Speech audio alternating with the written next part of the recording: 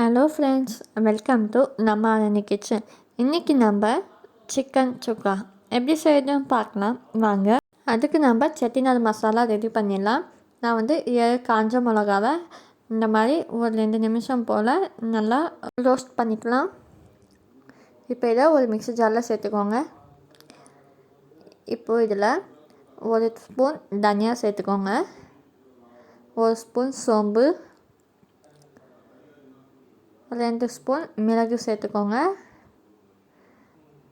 அப்புறம் 1 ஸ்பூன் ஜீரகம் சேர்த்து இது 2 நிமிஷம் போல் நல்லா வறுத்துக்கோங்க.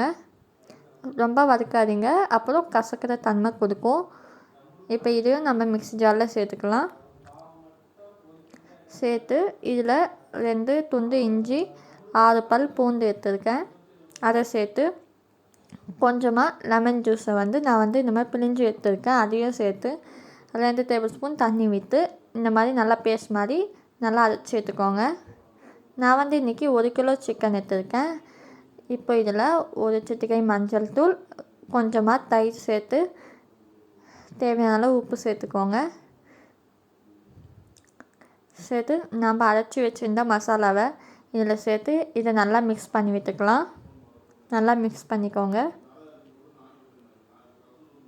நல்லா எல்லா இடத்துலையும் பிளைண்ட் ஆகிற மாதிரி நல்லா மிக்ஸ் பண்ணி விட்டுக்கோங்க. இப்போ இதை 2 மணி நேரம் போல் நம்ம ஊற வச்சுக்கலாம். அது அப்படியே இருக்கட்டும். இப்போ ஒரு கடாயில் 2 டேபிள் ஸ்பூன் எண்ணெய் விட்டுக்கோங்க. எண்ணெய் விட்டு இதில் 2 துண்டு பட்டை நான் சேர்த்துக்கிறேன், உங்களுக்கு வேணும்னா நீங்கள் சேர்த்துக்கோங்க. நல்லா பெரிய சைஸ் வெங்காயம் இந்த மாதிரி பொடியாக நறுக்கி வச்சுருக்கேன், அதை சேர்த்துக்கலாம். சேர்த்து இது நல்லா வதங்கட்டும். நல்லா கண்ணாடி மாதிரி இருக்கணும். நல்லா கண்ணாடி மாதிரி வதக்கிக்கோங்க. இங்கே பாருங்கள், நல்லா கண்ணாடி மாதிரி வதங்கியாச்சு. இப்போது இது 2 மணி நேரம் போல் ஆகியிருக்கு. ஒரு வாட்டி நல்லா மிக்ஸ் பண்ணிவிட்டு நாம் இந்த சிக்கனை அந்த கடாயில் சேர்த்துக்கலாம். இந்த மாதிரி ஒன்று ஒன்றா சேர்த்து இதை ஒரு 5 நிமிஷம் போல் நல்லா திருப்பி விட்டுக்கோங்க. இது அப்படியே அதிலே ரோஸ்ட் ஆகி வரும். நம்ம தண்ணி விட தேவையில்லை, அந்த சூடுலேயே நல்லா சிக்கன் எல்லாம் வெந்துடும். இப்போ இதில் நம்ம காரத்துக்காக கொஞ்சமாக பெப்பர் தூள் சேர்த்து இது நல்லா மிக்ஸ் பண்ணி விட்டுக்கலாம். நம்ம தண்ணி விட தேவையில்லை, அதுவே வெந்துடும். இப்போ இதில் கருவேப்பிலை கொத்தமல்லி தூவி இறக்கிடலாம். அவ்வளோதான், நல்லா ரோஸ்ட் ஆகியிருக்கு பாருங்கள், பார்க்கவே அவ்வளோ சூப்பராக இருக்குது.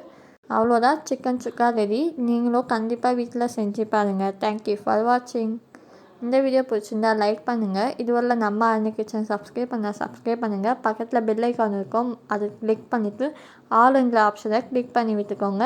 நாங்கள் போடுற வீடியோலாம் நோட்டிஃபிகேஷனில் வருவோம். தேங்க்யூ.